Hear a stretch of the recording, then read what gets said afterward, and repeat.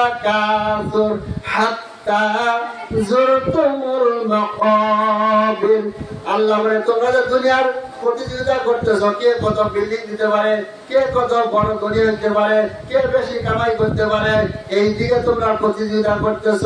কিন্তু আল্লাহ বলে হাত্তা জুরতুমুল মাকাবির, সূরা তাকাসুর 30 পারা। আল্লাহ বলে যে পর্যন্ত কবরে না যাবা সে পর্যন্ত তোমাদের তো এই আশা প্রতিযোগিতা শেষ হবে না। শেষ হবে এটা আল্লাহ বলেন ফাস্তাবিকুল খায়রাত, সূরা বাকারা। আল্লাহ তাআলা বলেন যে তোমরা দিনের জন্য আমলের জন্য প্রতিযোগিতা করো, আমার কাছে কে বেশি আমল করে আমি তার থেকে বেশি আমল করব, কে বেশি কোরআন পড়ে আমি আরো বেশি পড়ব, কে বেশি নামাজ পড়ে আমি আরো বেশি পড়ব, এই দিকে প্রতিযোগিতা করো।